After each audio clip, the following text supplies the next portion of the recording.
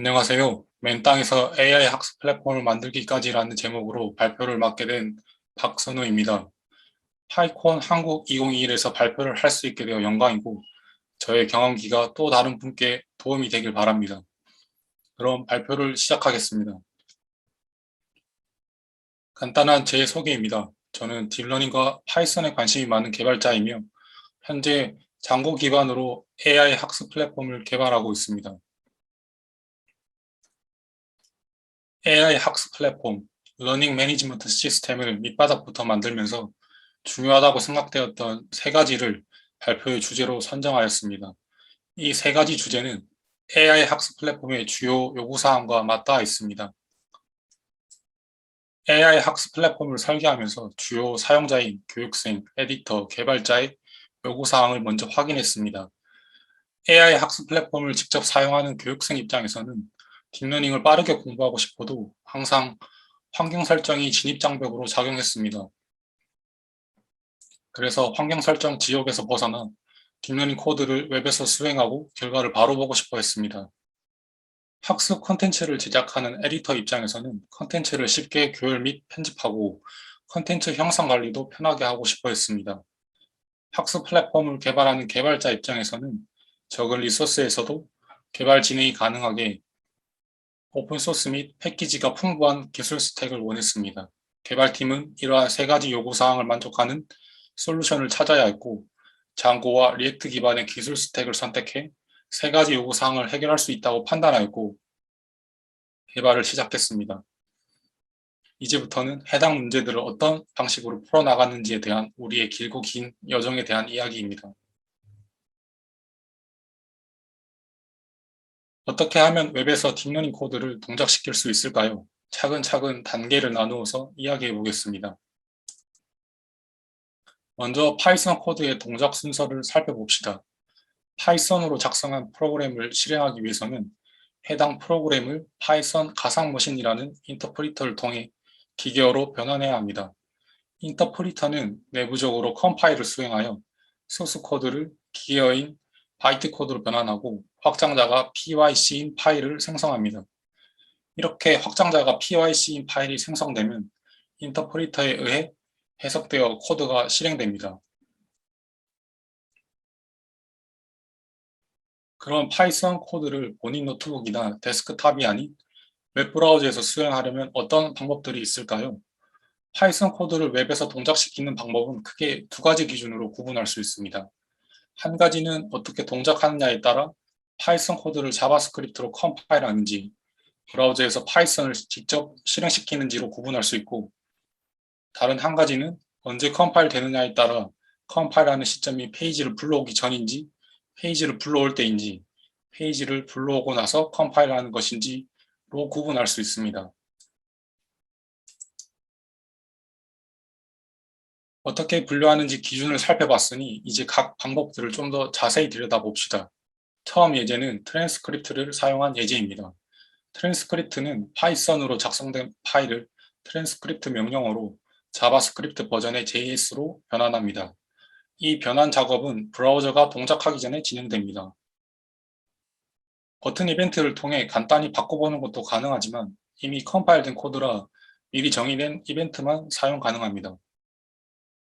보여지는 샘플 예제에서는 트랜스크립트로 플라틀리.js를 브라우저에서 직접 사용해 도표를 표시한 예제입니다.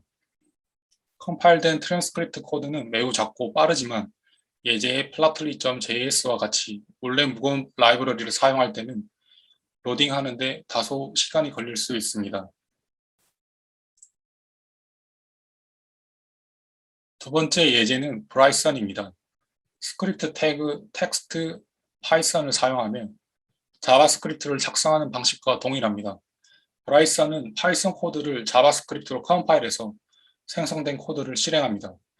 이런 변환 과정은 전체 성능에 영향을 미치기 때문에 브라이썬은 사용자가 원하는 만큼의 성능이 안 나올 수도 있습니다.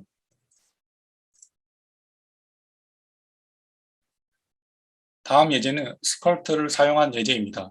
아주 단순한 코드이지만 간단히 입력값을 수정해서 바뀌는 결과값을 보는 것이 가능합니다. 트랜스크립트, 브라이썬과 달리 웹상에서 파이썬 프로그래밍 환경을 구축하는 데 더 포커싱 두었습니다. 주피터 노트북은 데이터를 바로 동작해보고 시각화해보고 다양하게 사용할 수 있지만 어딘가에 호스팅된 서버가 있어야 합니다. 파이어다이드는 모질라 웹 어셈블리 C 파이썬 프로젝트로 웹 어셈블리 안에서 numpy, scipy, matplotlib, pandas 등 패키지들이 재컴파일 되어 있어 바로 사용할 수 있습니다. 이러한 결과로 왼쪽에서 보는 것처럼 주피터 노트북을 브라우저에서 실행시킬 수 있습니다. 주피터 노트북 이야기가 나왔으니 주피터 노트북 모델 아키텍처를 잠시 살펴봅시다. 사용자는 브라우저를 통해 주피터 노트북을 사용합니다. 주피터 노트북 서버는 커널 그리고 노트북 파일과 연결되어 있습니다.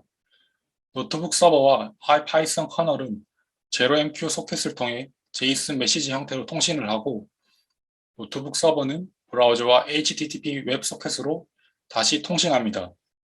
노트북 서버는 노트북 파일을 불러오고 저장하는 데만 신경 쓰고 커널은 노트북 파일을 신경 쓰지 않고 주어진 코드를 실행 후 결과값을 보내는 것만 관여합니다. 그런데 말입니다. 웹 브라우저와 자바스크립트로 간단한 파이썬 코드를 넘어 어떤 코드까지 돌릴 수 있을까요? 앞서 살펴본 파이오다이드는 numpy, scipy, pandas 그리고 matplotlib을 비롯한 75종의 패키지를 사용할 수 있다고 합니다. 다시 처음으로 돌아가서 저희 개발팀이 만들려고 했던 건 AI 학습 플랫폼. 그러니까 간단한 파이썬 코드 말고 딥러닝 코드를 웹 브라우저에서 돌아가게 해야 합니다. 브라우저에서 동작하는 게 파이썬 코드가 아닌 딥러닝 코드라면 어떻게 될까요? 대표적인 머신러닝 프레임워크, 텐서플로우. 텐서플로우를 원활히 수행해 보려면 GPU 카드가 탑재된 GPU 사용기기가 필요하고 GPU 카드가 탑재된 노트북은 게이밍 노트북. 네, 여러분이 상상한 그 게이밍 노트북 맞습니다. 실제로 LMS의 초기 버전은 교육생에게 미리 제공된 게이밍 노트북에 주피터 노트북 환경을 사전에 세팅하게 했습니다. 게이밍 노트북 로컬 환경의 주피터 엔드포인트를 LMS 브라우저와 연결해 딥러닝 학습을 가능하게 구현했습니다. 게이밍 노트북이라는 강력한 무기를 사용해 LMS에서 딥러닝 학습을 가능하게 하는 시나리오는 달성했습니다. 하지만 무거워진 교육생들의 가방만큼이나 학습 전 환경 세팅은 아직 진입장벽으로 남아 있었습니다. 바로 앞의 장표에서 간단히 로컬 환경의 주피터 엔드포인트를 LMS 브라우저와 연결했다고 했습니다. 어떻게 연결했는지 좀 더 자세히 설명드리겠습니다. 앞서 파이썬 코드를 웹 브라우저에서 동작시키는 여러 방법들을 살펴봤습니다. 하지만 LMS 브라우저와 로컬 주피터 엔드포인트를 연결하는 데는 다른 방법이 필요했습니다. 오랜 검색 끝에 우리가 찾은 방법은 더비랩입니다. 더비랩은 정적인 HTML 페이지를 변환해 코드를 직접 수정하고 실행시킬 수 있게 한 오픈소스입니다. 커널 옵션스 서버 세팅지를 설정하면 주피터 노트북 서버를 더비랩에 직접 연결할 수 있습니다. 이 더비랩 오픈소스를 활용해 사용자의 로컬 주피터 노트북 환경과 LMS 브라우저를 연결했습니다. 더비랩을 사용한 초기 버전에서는 사용자가 입력을 자유롭게 할 수 있고 코드 결과값을 바로 확인할 수 있는 장점이 있었습니다. 그러나 LMS에선 프론트 프레임워크로 리액트를 사용하고 있었습니다. 더비랩을 커스텀해서 사용해야 했고 커널과 세션의 상태를 지속적으로 체크해 사용자 이벤트에 반응하기 위해선 불가피하게 iframe으로 렌더링해야만 했습니다. 이러한 한계로 사용자 입장에서는 LMS 사용 시간이 늘어남에 따라 브라우저 속도 및 성능 저하가 나타났습니다. 사용자의 LMS 사용성과 브라우저 속도 향상을 위해 초기 LMS 버전에 도입했던 더비랩을 걷어내야 했고 주피터 랩의 패키지와 API를 직접 활용한 버전으로 프로젝트를 업그레이드하였습니다.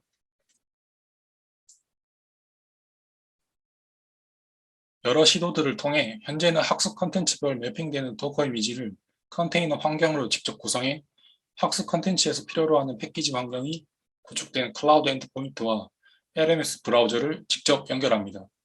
교육생은 더 이상 로컬 환경에 따로 딥러닝 학습 환경을 설정하지 않아도 되고 몇 번의 클릭만으로 연결된 클라우드 환경에서 딥러닝 학습을 손쉽게 진행할 수 있습니다. LMS 유저의 사용성이 높아진 것은 물론 덤으로 무거운 게이밍 노트북에서 해방되어 이제는 가벼운 일반 노트북에서도 학습이 가능해졌습니다.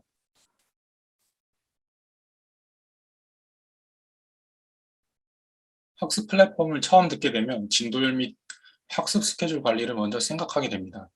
우선 교육생 개인별로 서로 다른 학습 진행률이 기록되어야 하고 코스별로 서로 다른 스케줄링이 되어야 합니다.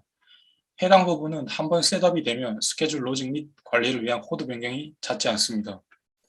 실제로 학습 플랫폼을 개발하고 운영해 보니 학습 관리만큼이나 학습 컨텐츠를 동시에 편집, 작업하고 주기적으로 업데이트하고 형상 관리하는 콘텐츠 관리가 중요한 부분이었습니다. 다음 주제는 학습 플랫폼에서 콘텐츠 관리를 어떻게 구현했는지에 대한 내용입니다. 웹테일은 장고에서 제공하는 CMS, 컨텐츠 매니지먼트 시스템으로 컨텐츠를 블록 형태로 쉽게 구성하고 자신이 원하는 블록들로 커스터마이즈하기 쉽습니다. 권한 관리, 이미지 및 문서 관리, 검색, 형상 관리 등 CMS의 대부분의 기능이 구현되어 있습니다. 그리고 무엇보다 스트림 필드가 있는데요. 고정된 형태가 아니라 컨텐츠 형식에 맞게 다양한 블록 타입을 혼합해서 사용 가능한 게 특징입니다. 다양한 블록들은 웹테일의 어드민 화면에서 손쉽게 추가 및 편집 가능합니다. 이미지, 비디오, 지도, 차트, 코드 및 우리가 원하는 커스텀 블록을 생성 및 추가할 수 있습니다. 스트림 필드의 블록들은 데이터베이스에 저장될 때 JSON 형태로 저장되고 API 활용도 가능합니다. 그렇다고 해도 장고 기반의 웹테일을 리액트에서 바로 사용하기는 쉽지 않았습니다. 장고와 리액트는 기존의 REST API 방식으로 통신하고 있었는데 LMS 내에서도 학습 콘텐츠를 조회하고 사용자 입력을 저장하는 방식의 REST API 방식을 사용했습니다. 웹테일은 기본적으로 API 엔드포인트를 제공합니다. 여기 예제에서는 페이지스는 페이지스 API 뷰셋을, 이미지스는 이미지스 API 뷰셋을, 도큐먼트스는 도큐먼트 API 뷰셋을 활용해 API 라우터에 각각의 엔드포인트를 등록합니다. 다음으로 urls.py에서 API 라우터를 각각에 매칭하려는 URL 패스에 입력하면 API v2 pages에선 페이지를, API v2 images에선 이미지를, API v2 documents에선 도큐멘트를 API를 통해 조회할 수 있습니다. 페이지의 바디 필드 내에 스트림 필드를 적용하면 여러 가지 타입의 블럭을 조합해 새로운 필드를 만들 수 있습니다. 예시에서는 다음과 같이 선언해서 사용했습니다. 위 코드를 간단히 설명하면 페이지 모델을 상속한 블로그 페이지 모델은 컬럼으로 date 인트로 body를 가지고 있습니다. body 컬럼은 스트림 필드 타입으로 베이스 스트림 블럭을 지정했고 오른쪽에 있는 코드가 베이스 스트림 블럭 클래스입니다. 베이스 스트림 블럭 클래스 안에는 헤딩, 패러그래프, 이미지 블럭 코드, 임베드, 텍스트 도큐먼트 블럭이 있습니다. 웹테일 어드민 화면에서 원하는 블럭을 선택 후 블럭 내용을 작성하면 해당하는 블럭 형태에 맞춰 컨텐츠가 나오게 됩니다. LMS의 기술 스택은 백엔드는 장고, 프론트는 리액트로 구성되어 있어 REST API 방식으로 학습 컨텐츠 데이터를 주고받는다고 앞서 말씀드렸습니다. 페이지 모델과 LMS에서 사용하는 학습 컨텐츠를 매핑하기 위해 슬러그를 활용해서 진행했습니다. 학습 컨텐츠의 제목을 슬러지파이해서 슬러그를 자동으로 생성했고 프론트 화면에선 학습 컨텐츠의 슬러그 정보를 이용해 컨텐츠 컨텍스트를 JSON 형태로 가져옵니다. 오른쪽 위에 있는 바디 부분을 자세히 보면 다양한 블럭들의 조합으로 구성되어 있으며 프론트 화면에선 블럭의 타입으로 분기해서 다양한 블럭들을 렌더링하고 있습니다. 다양한 블럭들을 원하는 형태로 사용자 화면에 표기할 수 있습니다. 장고 패키지스에는 없는 게 없습니다. 초기 LMS를 개발할 때부터 장고 패키지스 도움을 많이 받았습니다. 장고 패키지스에서 us, pydanticon, survey, 검색, 노티피케이션 등 사이트를 개발하면서 필요한 거의 대부분의 기능을 장고 패키지스에서 조회할 수 있었습니다. 그 중에서도 특히 유용했던 몇 가지 패키지들을 소개하는 것으로 마지막 주제에 대한 이야기를 해볼까 합니다. 장고 REST 프레임워크, 장고만으로도 사이트를 만들 수 있지만 좀 더 완성도 높은 사이트를 개발하기 위해선 장고는 백엔드에 집중하고 리액트 뷰와 같은 프론트 프레임워크를 별도로 구성해야 합니다. 프론트와 통신하기 위해선 장고로 REST API를 생성해야 하고 장고 REST 프레임워크는 이때 꼭 사용해야 할 패키지입니다. 장고 파이렌티콘 아이덴티콘은 GitHub나 홈페이지 프로필에서 이미지가 등록되지 않은 사용자의 구별되는 식별 이미지를 말합니다. LMS에서도 사용자 프로필 기능이 있어서 사용자의 디폴트 이미지로 파이렌티콘이 유용하게 사용되었습니다. 장고 백그라운드 태스크 시스템을 운영할 때 비동기로 작업을 해야 할 때가 있습니다. LMS에서는 과정별 마감 시한이 지나면 과정의 학습 상태가 지연으로 변경되어야 하는데 이런 경우에 사용할 태스크 큐가 필요했습니다. 태스크 큐로 셀러리가 유명하지만 백그라운드 태스크는 설정이 쉬워 간단한 태스크를 등록해야 한다면 백그라운드 태스크를 추천합니다. 장고 하이잭 하이잭은 재미난 이름대로 관리자가 사용자 화면에 로그인 없이 직접 접속할 수 있게 하는 기능입니다. 시스템 관련 이슈 리포트를 접하면 로그로도 확인할 수 있지만 로그로 확인되지 않는 스페시픽한 이슈들은 같은 상황을 재현하기 힘들었습니다. 하이잭 기능을 사용하면 장고 어드민 화면에서 해당 유저를 찾아 우측 끝에 생성된 버튼을 클릭하면 해당 유저 뷰로 시스템 화면에 접속 가능합니다. LMS에서는 학습이 끝날 때마다 학습 콘텐츠에 대한 설문평가를 제공합니다. 설문조사 기능을 직접 만들 수 있었지만 생산성을 높이고자 장고 서베이 앤 레포트 패키지를 사용하게 되었습니다. 장고 서베이 패키지를 예로 들어 커스텀에서 사용했던 부분을 설명해 보고자 합니다. 장고 서베이 앤 레포트 패키지 모델지에는 앤서 테이블이 있습니다. 앤서 테이블을 커스텀에서 사용하는 경우 먼저 프로젝트의 기존 사용 중인 폴더, 여기서는 코어 하위에 서베이 폴더를 직접 생성합니다. 그리고 나서 커스텀이 필요한 파일들을 추가합니다. 예제에서는 models.py, serialize.py, urls.py, views.py를 직접 생성해서 추가했습니다. 앤서 테이블에 추가하려는 필드 또는 메서드를 추가하고 각각 이어서 해당 파일들을 차례대로 수정해서 API 연결을 했습니다. 이후 시스템에서 서베이를 사용할 때 장고 서베이 앤 레포트 패키지 그대로의 서베이가 아닌 커스텀한 서베이를 바라보게 되어 필요에 맞게 변경해서 사용할 수 있었습니다. 짧은 시간 내 여러 내용을 담다 보니 이야기하지 못한 부분들이 있어 아쉽습니다.